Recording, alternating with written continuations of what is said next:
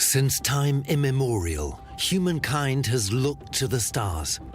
The universe has always been a source of fascination and of mystery. How was the cosmos born? What else might the universe contain? And where do we come from? Humankind is driven by curiosity. We want to advance deeper and deeper into space, fly to the end of our solar system and even beyond. But the space rocket is at the end of its development. Rockets might still take us to Mars, but if the universe is to be explored, totally new technologies are needed, and scientists are already working on them. Welcome to Spacetime, featuring astronaut and scientist Ulrich Walter and an expert on surprises the universe has in store for us.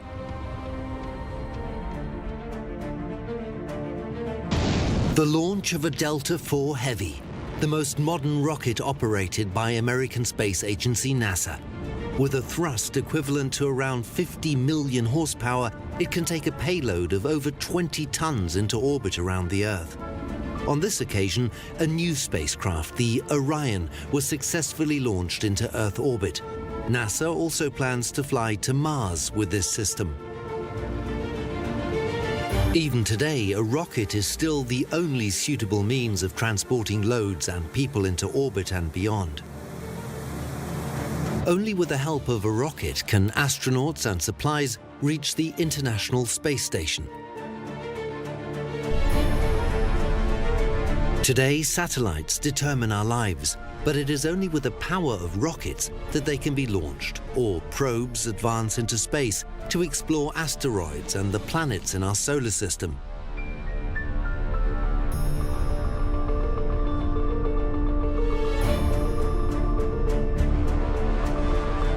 Humankind's curiosity drives him on and on. We want to penetrate even deeper into the universe, to the boundaries of our solar system and beyond. But this calls for totally new propulsion systems, new technologies engineers and scientists are already working on.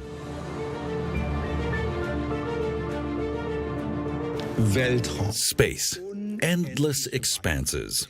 Humans have always wanted to know what these worlds look like, what dangers lurk there. And the means of transportation of choice has always been the rocket. But we don't want space travel to take years or even decades. Oh no, we want to reach every point of the universe within days or weeks perhaps. That has always been humankind's dream. With present-day technology, even a mission to our planetary neighbors, Mars and Venus, would take months. A spaceship would have to travel for 40 years just to leave our solar system.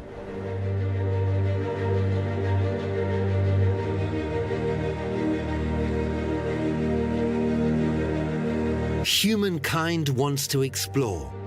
We want to visit alien planets and travel to the edge of our galaxy. We want to fly through the universe and explore strange worlds like our ancestors once did as they sailed the oceans. But that means covering distances that exceed all imagination. So a quantum leap in propulsion technology is needed. If we want to fly people into space, first and foremost, we need efficient propulsion systems that can accelerate spaceships up to speeds of 30 to 40,000 kilometers an hour. We can just about achieve that with current systems. But if we want to penetrate deep into the universe, to reach Jupiter or even leave our solar system, then we need speeds of 50 to 60,000 kilometers an hour. Those are the propulsion systems of the future. Ever since the beginning of the space age, rockets have been the most important, indeed the only means of transportation. That is how Yuri Gagarin, the first man in space, left the Earth in 1961. It is also how astronauts were taken to the moon and brought back. 4, 3, 2, 1, 0. Saturn V, the moon rocket from the 60s, is still the world's most powerful launch vehicle. The principle behind a rocket is 100 years old and has never changed. A cylinder is crammed with explosive material and the bottom end ignited. I can see the entire Earth now on the center. Those on the ground hope that everything will go according to plan. But the principle of the classic rocket has reached its limit. It is just about suitable for none too distant flights within our solar system. The endless expanses of the universe remain the realm of science fiction. With today's rocket propulsion systems, they remain out of reach.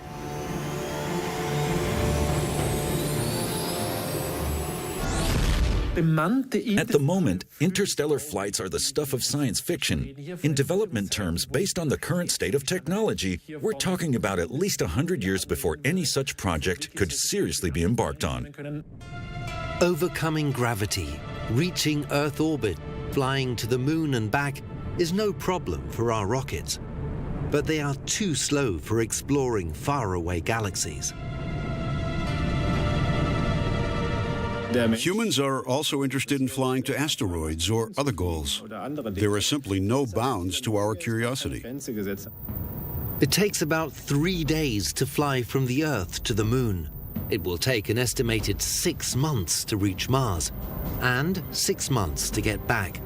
That is the best our classic propulsion systems could manage. The next goal, I think, will be to put people on Mars and just see what happens once they are there. First to Mars, then to Venus, and after that to Jupiter. There is no shortage of destinations, even in our solar system.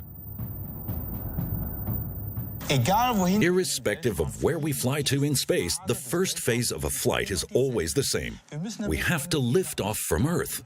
And that always involves going straight upwards. Why straight upwards? Well, the atmosphere is about 100 kilometers thick. And if I'm traveling at a great speed, I don't want to experience any air resistance. So, straight upwards, and then into an orbit around Earth. Then I'm traveling at 8 kilometers per second, or 28,000 kilometers an hour. At that speed, the centrifugal force is just as great as the force of gravity pulling me inwards. By the way, this speed is also known as the first cosmic velocity. So I'm moving around the Earth at 8 kilometers per second. In this time, I perform what is known as a checkout. I check the systems to make sure everything is the way it should be. And only if everything is in order at this point do I perform a translunar injection burn. If I want to go to the moon, here's the burn. I need greater speed in the form of a second cosmic velocity. I leave the Earth's field of gravity and head for the moon. The region up to the moon is known as cislunar space. I could also fly to Jupiter. Then I would be in translunar space. I might even want to leave the solar system entirely, but then I would need an even greater velocity. The current Soyuz carrier rocket looks little different from the rocket that once took Yuri Gagarin into Earth orbit. And even today, every launch of a space rocket still involves enormous technological effort and, above all, financial cost. The flight to the space station costs up to 150 million euros. And even today, every flight with a rocket is a major and also risky adventure. You don't really believe it until the rocket actually lifts off. About 3.5 hours before the launch, you board this bus, which takes you to the launch pad. There you say goodbye to a small group of people. In my case, my father was also there. Then you're standing in front of this monster, which is hissing and snarling as if it were alive. The tanks are full of kerosene and liquid oxygen, and on the outside, clouds of vapor roll down as the moisture condenses in the cold air. Unlike in the US, in Russia, there's no countdown. You know in advance the precise minute and second when the rocket will lift off. Then the turbo pumps are activated. When the main engines are ignited, you feel a slight vibration. Then the rocket takes off. Richtung Himmel.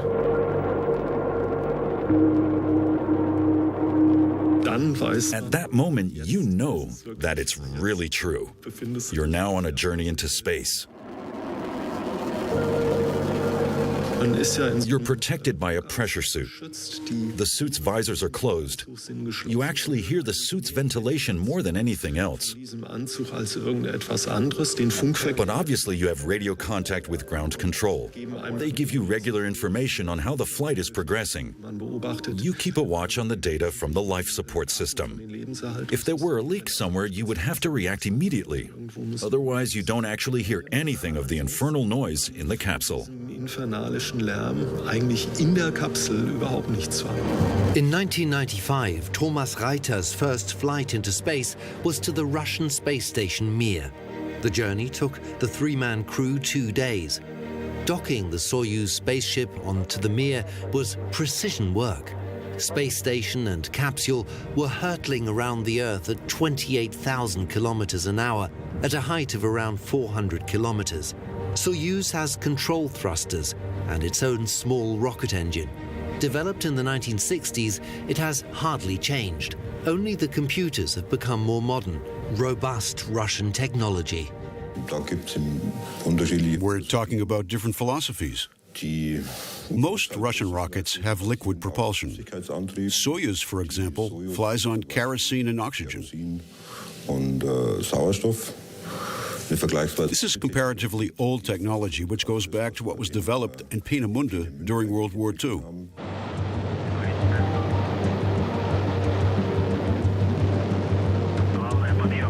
And liftoff. The Japanese use a combination of liquid hydrogen and oxygen as their core propulsion and solid fuel boosters. The same system in Europe, solid fuel boosters for the central thrust and liquid propulsion for the main stage and the upper stage, simply because the performance is better. The combination of liquid fuel engines and solid fuel boosters was also used for the space shuttle. The space transporters were in service for 30 years. Then the program was shut down. The shuttle's last flight into space was in 2011.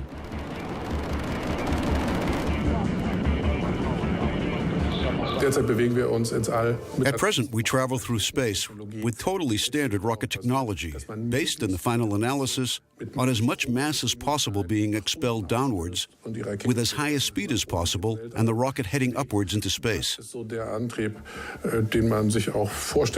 is the kind of propulsion you think of when you build a rocket as a child. By and large, this form of propulsion has been maxed out. The chemical limit has already been reached. NASA's new spaceship is also based on old concepts. The Orion is designed to replace the space shuttle and transport astronauts and freight into orbit. More than that, it is the space vehicle with which the Americans first want to return to the Moon, later fly to Mars. The spaceship is being built in cooperation with the European Space Agency, ESA. Orion can be equipped for different mission profiles and fitted with its own propulsion and supply modules.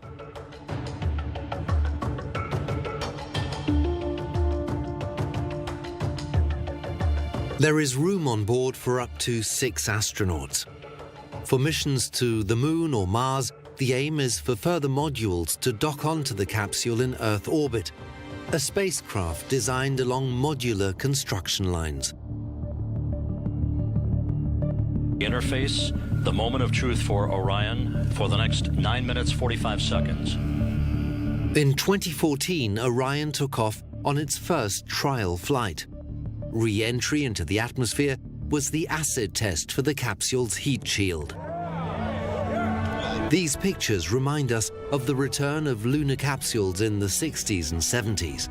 Just like capsules in those days after hurtling through the atmosphere, the Orion was first slowed down by parachutes and then splashed into the Pacific.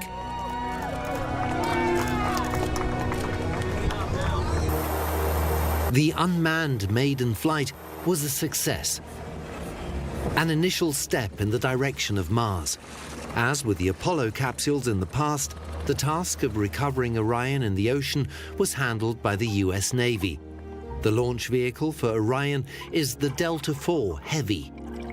After their moon rocket, it is the biggest launch vehicle ever built by the Americans. We won't be able to reduce rocket size by very much. To get anywhere in space, we need big rockets. We will never fly into space with a mini rocket. The engines can be optimized, but the principle always remains the same. To fly into space, you need a lot of thrust. The more, the better. But what is thrust? And how does it work? A lot of people think thrust just isn't possible in space because thrust means pushing off against something. But in space, there is nothing to push off against, like a wall, for instance. So how does thrust work in space? Let's start with a simple example. Imagine I'm sitting in a small rowing boat. Each time I row, I push myself off against the water with my oars. This gives me thrust in the opposite direction. But what I push off against doesn't have to be solid or liquid. I can achieve the same effect by throwing something. If, for instance, I stand up and throw a stone over the back of the boat, I'm actually pushing off against the stone as I throw it. How great is the thrust in that case? That depends on the weight of the stone. The heavier the stone, the more powerful the thrust. The speed of the throw also matters. So speed and mass determine the backward force. And energy is not involved. It plays no role whatsoever. People think that thrust is energy. No, it's mass. As much mass as possible, as fast as possible. In this respect, thrust can come in totally different forms. Take a look at this. Here, a man is expelling a lot of water backwards at great speed. This generates counter-thrust, thrust upwards. That, too, is a principle behind a rocket. And we can go even further. Let's actually take a rocket. With a rocket, gas is hurled downwards. That is a lot of mass. You just don't see it because it's gaseous. But the rocket pushes off against this gas and is thrust upwards. So it's quite clear that this can also function in space. I shoot gas out backwards and can move in this direction. And if I want to travel in this direction, I again shoot it out backwards. That's the thrust principle in space. The thrust principle can be applied not only for taking off and flying, but also for landing. Several private companies in America are working on this technology.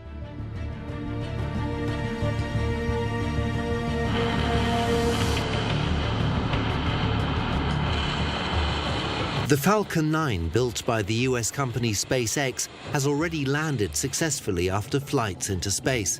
And with the Falcon Heavy, SpaceX is already working on a bigger version.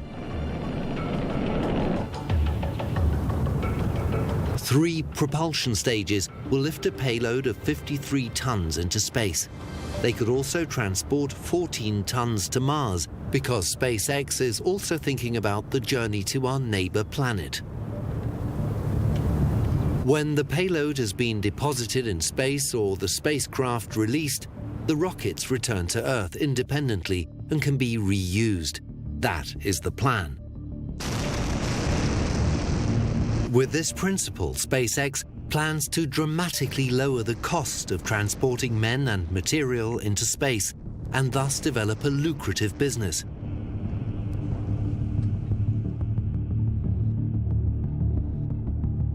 If you look at, say, the cost of a Falcon 9 rocket, which is quite a big rocket, it's about 1 million pounds of thrust, and it is the lowest cost rocket in the world, and even so, it's about $50 to $60 million. But the cost of the fuel and oxygen and so forth is only about $200,000. So obviously, if we can reuse the rocket, say, 1,000 times, then that would make the capital cost of the rocket per launch only about $50,000.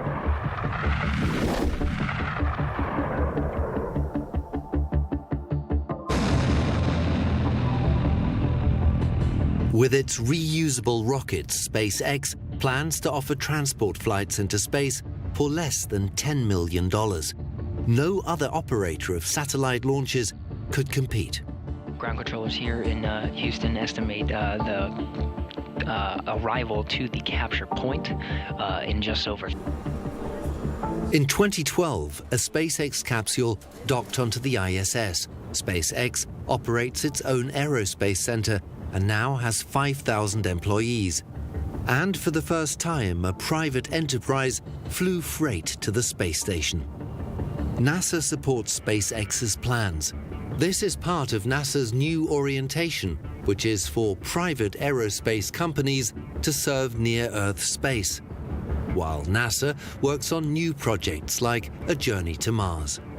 Thus, SpaceX has signed lucrative contracts with NASA. Right from the start, both the carrier rocket and the capsule were designed for transporting people. In future, the Dragon spacecraft will also take astronauts to the ISS and bring them back to Earth. At present, this is only possible with the Russian Soyuz capsule. The Dragon is also designed to implement the company's philosophy of reusability. Dragon will not plummet into the ocean or land in the Russian steppe on parachutes. With the crew on board, the spacecraft will land independently at a spaceport and be able to fly back into space again.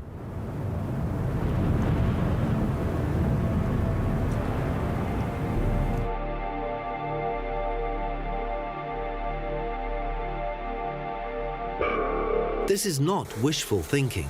The reusable spacecraft is already in the test phase. 3, 2, 1, launch.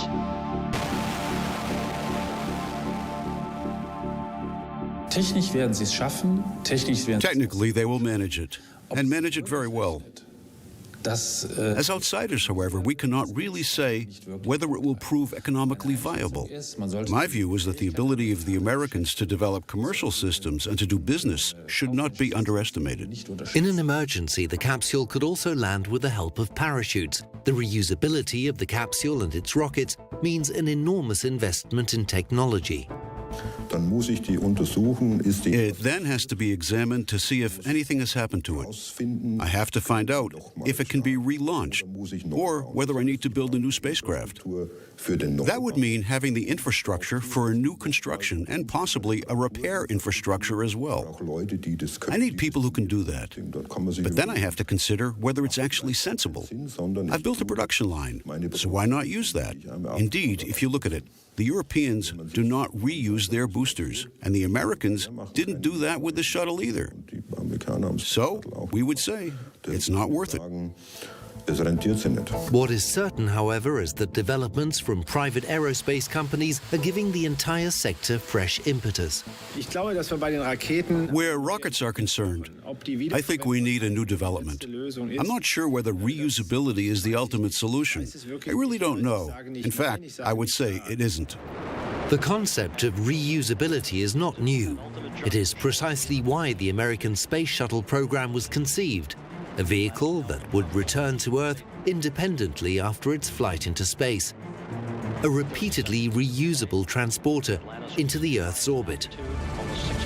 The shuttle program was a success, despite the huge costs involved and the loss of human life. A total of 14 astronauts were killed when NASA lost 2 of its shuttles through technical defects. Along with the space shuttle, the solid fuel rockets needed for the launch were also reused. After burnout, the 2 boosters separated from the space shuttle and drifted down on parachutes into the ocean, where a recovery vessel was waiting.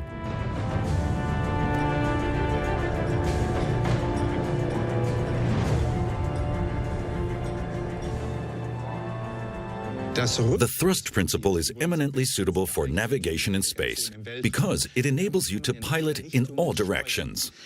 But chemical propulsion systems have one major disadvantage. They're extremely inefficient. Isn't there anything better? Yes, there is. Electric propulsion. Let's take a look.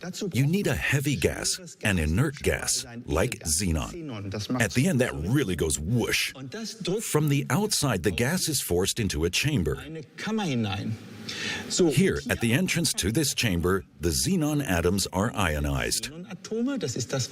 That is what I'm drawing here. This plus sign in the middle of each atom indicates that they are positively ionized. The electrons, the negative electrical charge, are then drawn away laterally, and for the time being are waiting here, so to speak. So now we have these ions here. What we still need is acceleration. This is obtained with an electric voltage across the two plates you see here. You introduce a very high voltage, usually 10 or 20,000 volts. And when some of these ions reach these plates, they are accelerated to an extremely high speed. That's what I'm drawing here. At first, they are still positively charged. But they mustn't be, of course. When they are at the back, they have to be neutral again. How do we achieve this? The electrons that were drawn off here have to be reintroduced via what is called a neutralizer. It neutralizes the ions again, resulting in neutral xenon atoms. This neutralization, by the way, can be seen really well afterwards. Everything glows beautifully in a bluish-green color. And that's how it all works. Efficient means that the electrical output, which is pushed in here, is turned with great efficiency into a stream of gas. In other words, into thrust. However, the overall thrust is extremely small. The drawback, then, is that despite the high efficiency, since only gas atoms are involved, the thrust is not particularly great. The second drawback is that you need a vacuum chamber. In other words, the system would never function on Earth, only in space. But that's okay. Up there, astronauts would have enough time to operate it for months on end if need be. Probes equipped with small ion engines have been flying through space for years. But NASA is also carrying out research into an engine that will make manned missions to remote destinations possible. In this respect, aerospace engineers and scientists are of course thinking of the journey to Mars. The propulsion system with its characteristic bluish light will, it is planned, also be used in satellites, enabling them to fly to the edge of our solar system, to Saturn or to Uranus. It's the perfect form of propulsion for an unmanned probe weighing perhaps no more than a few hundred grams, or maybe 2 kilos.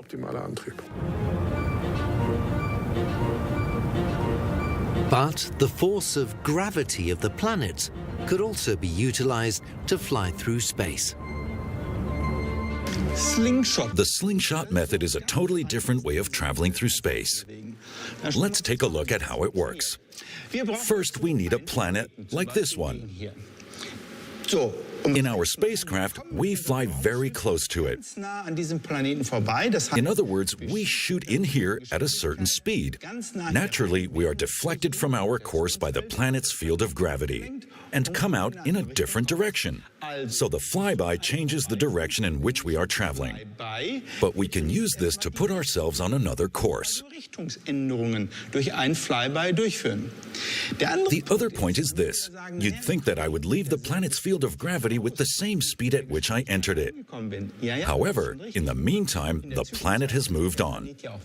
I'm pulled along with it on my flyby, and as a result, I gain speed.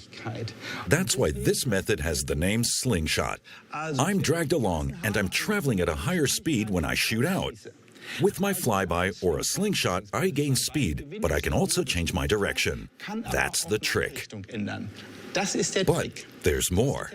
When I fly on to the next planet and execute another slingshot maneuver, I gain even more speed. Then I fly on to the next planet and so on and so forth. Basically, I could slingshot my way from planet to planet and keep getting faster and faster. But there are limitations. Only once every 187 years are the outer planets in an alignment that would enable me to move from one to the other. The last time, by the way, was in the 1970s. The Voyager probe used the situation to be hurled into the depths of the universe. But the drawback is obvious. Once every 187 years is too seldom. We need a method which enables us to decide for ourselves where we're flying to. The best system, the best method, is nuclear propulsion. NASA was already experimenting with nuclear propulsion in the 1950s. Promising prototypes were developed in secret laboratory tests. With the help of nuclear fission, the systems heated up hydrogen gas to a temperature of several thousand degrees Celsius. With a rapid exit velocity of 90 kilometers a second, they were clearly more efficient than chemical propulsion systems, but the development work was stopped.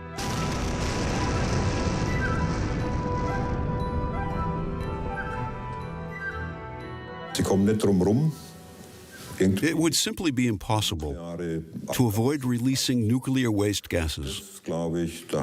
Agreement was reached to stop nuclear weapons testing, and I cannot imagine an exception being made just for the spaceflight sector. Some satellites have nuclear batteries on board, but research into nuclear propulsion for spacecraft has also recommenced. The advantage of nuclear propulsion systems is that they have a very long service life. If you want to send a probe to Pluto, you need an engine that will function for 10 years. Another concept is fusion propulsion, a literally inexhaustible source of energy. It would be ideal, but the concept is still in its infancy. We don't know a lot about the materials we need. It can be done. But first of all, I would say that if we are going to use fusion reactors, we should first operate them on Earth to gain background experience. This would give us a solid knowledge base. And with 50 or 80 years of solid experience behind us, we could then consider whether it is possible to condense everything, to have a fusion reactor in the reduced size we would need for space propulsion. The principle of packing the sun in a spacecraft and flying through the universe with it is mere wishful thinking. Fusion propulsion simply hasn't been developed yet. We would first need to master nuclear fusion on Earth, and that has not been done anywhere. The idea is not totally inconceivable. It's just that from a current viewpoint, we are a long way from realizing it. But what is unimaginable today could tomorrow already be standard. The future also brings technology with it. Why not? Why shouldn't we suddenly have better technology available? Humankind has always come up with faster and better technologies. I'm hoping that will be the case here too. But we're talking about time leaps of many decades. So, for the present, we are left with our tried and trusted rocket technology. It has taken humankind into Earth orbit and flown us to the moon. Perhaps it will also take us to Mars. Chemical propulsion is too weak for the really big step into space. So what exactly is the situation with nuclear propulsion systems? From a physics point of view, they're perfect. They're extremely efficient and generate gigantic thrust, more than we could achieve today with any other propulsion system. As we know, however, they're ostracized. But fusion engines are not that bad at all, and they do not generate that much radioactivity. Besides, we could take off from Earth with chemical engines and only switch to nuclear propulsion in space. That would be the perfect combination, and I'd like to bet that that is exactly the way things will go. But in order to discover strange new worlds, we would have to fly vast distances. The nearest galaxy to ours, Alpha Centauri, is 4.3 light years away, 40 billion kilometers. To get there at all, I would need to travel at perhaps 1/10 of the speed of light. But even then, the journey would take 40 years. So it would be possible within the lifespan of a human being. But 1/10 of the speed of light is still enormously fast, of course. That's 30,000 kilometers a second. Present-day spaceships, if everything's going well, fly at 30 kilometers a second. So they are 1,000 times slower. We can look deep into the universe. We can observe and explore our galaxy and discover new galaxies, solar systems, and also planets. But the distances between us and them defy all imagination.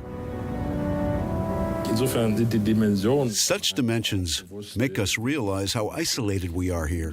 We will need to make a massive effort if we are ever to leave our solar system to visit other worlds, which we're discovering now more often. Man has been relegated to the role of observer. He can send probes to remote regions of the solar system and beyond. But for man himself, interstellar travel is inconceivable. What exactly is interstellar space? To understand, we first need to determine what interplanetary space is. It's the region between the planets, in this case between the inner planets. Then there are the outer planets, Jupiter, Saturn, and so on. And on the very outside, where Neptune is, the last planet, is where interstellar space begins. In other words, the region between the stars. But the nearest star, Alpha Centauri, is a long way off, 4.3 light years away. 4.3 sounds like a small figure, but we are in fact talking about thousands of billions of kilometers. If we wanted to cover such distances with present-day engines, we'd be traveling for 100,000 or 200,000 years. What about electric propulsion, you might say? But we couldn't use that because electric propulsion systems need solar energy. And that's not available out there, so all that remains is nuclear power, fusion propulsion. But even that would give us no more than 1 or 2% of the speed of light. So it would still take a few hundred years to reach Alpha Centauri. That's a long time. But I believe that when the Sun or the Earth no longer exists, humans will take this step despite the many hundreds of years involved. And so the journey to the boundaries of our solar system and beyond will remain a pipe dream that only the authors of science fiction books will be able to realize.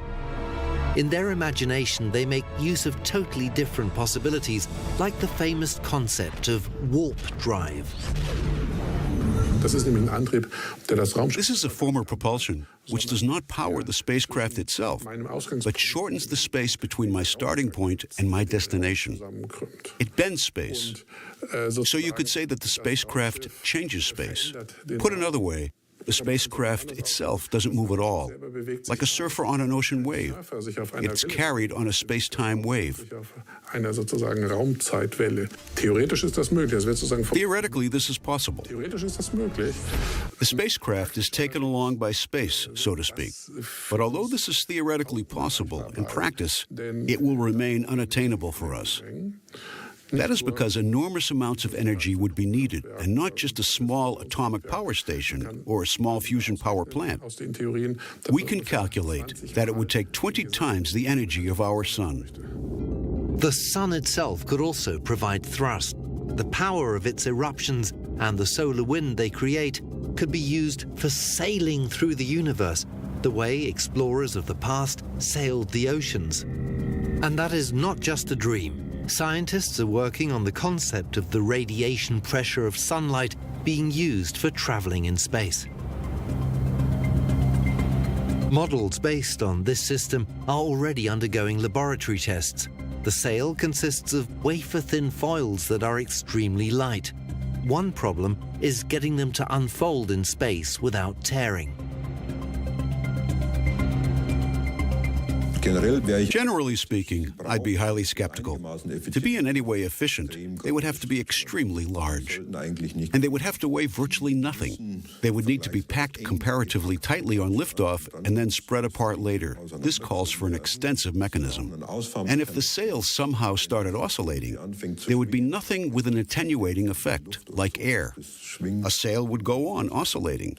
So the problem you would have is that the initial oscillation, which would never stop, would ultimately destroy it.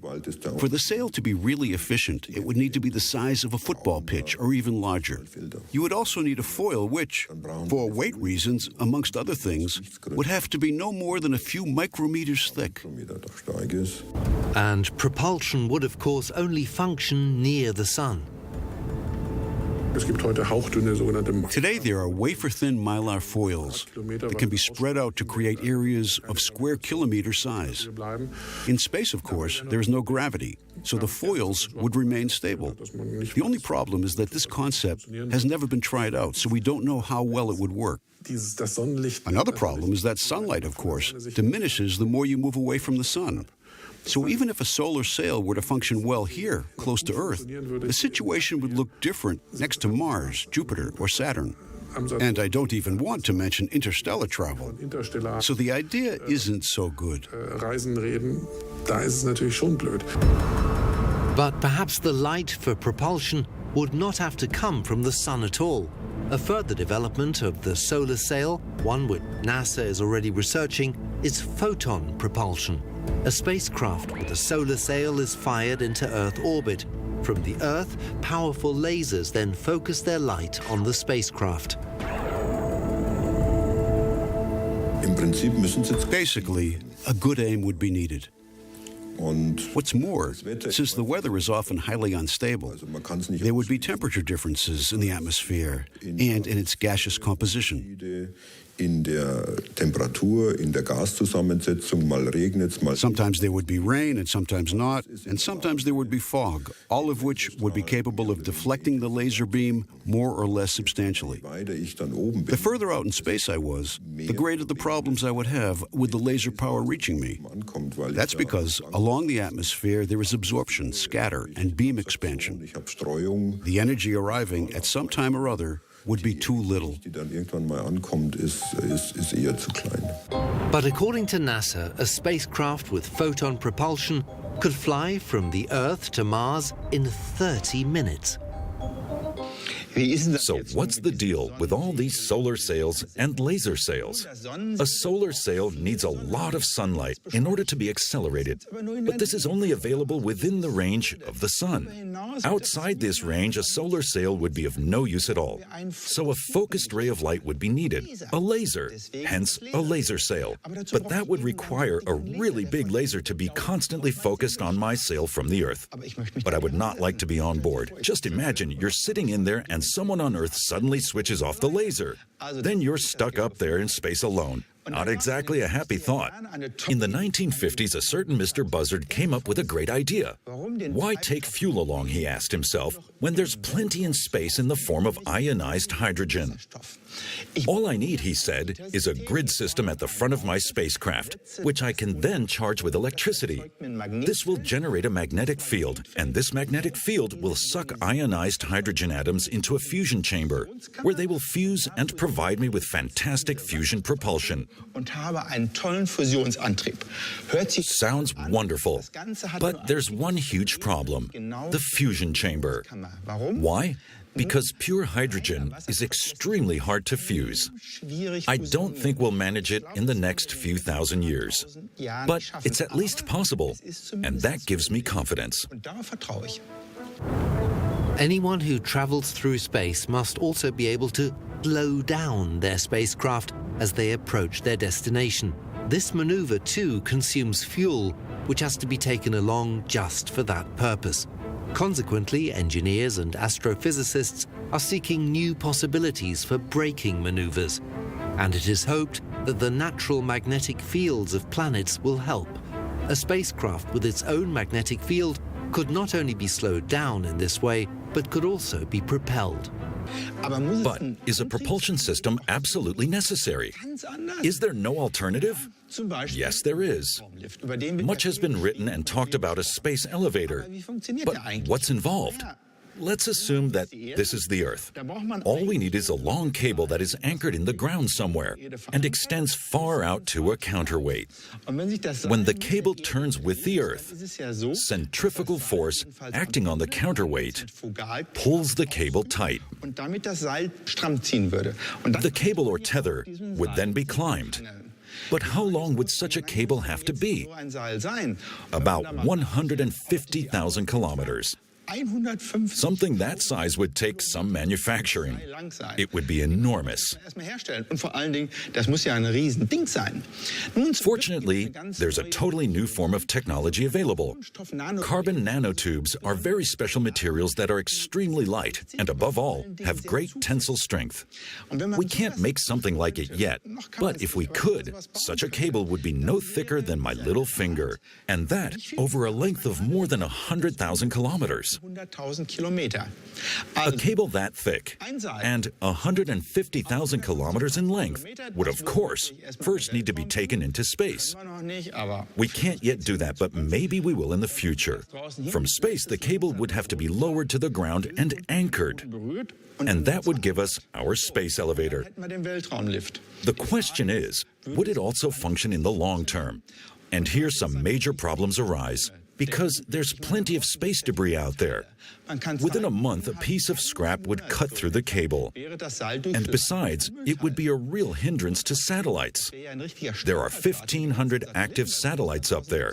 At some point or other, one of them would hurtle into the cable. Not only would the cable be wrecked, so would the satellite. So in that respect, the system wouldn't work.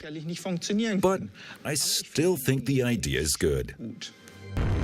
100 years ago, no one would have believed that humans would fly into space, set foot on the moon and operate a space station, let alone send probes to far-off planets.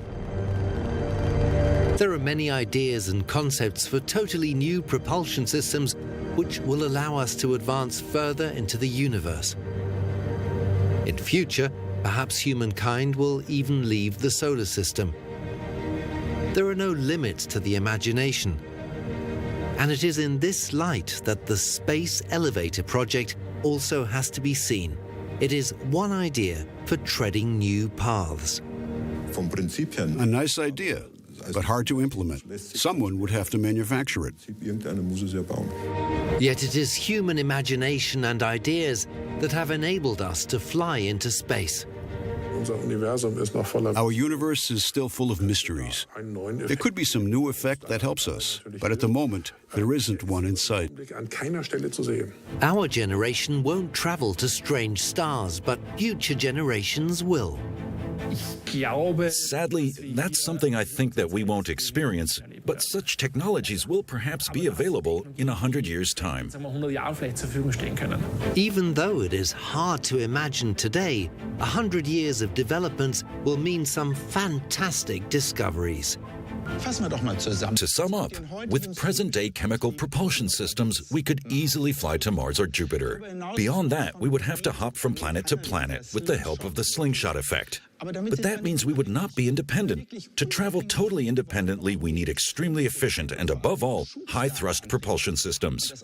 But all we have in this respect, and with regard to the future, is nuclear propulsion. And that, unfortunately, is ostracized. And even if we just wanted to leave our solar system, I don't believe there's any way around fusion propulsion. Whether warp drive will come is an open question. But even with fusion propulsion, we would still need hundreds of years to get to the next star. Whether humankind will manage that, I don't know, but it's possible. Humans will develop old technologies further and find new ones. And we will advance deep into the universe in search of knowledge and also in search of ourselves.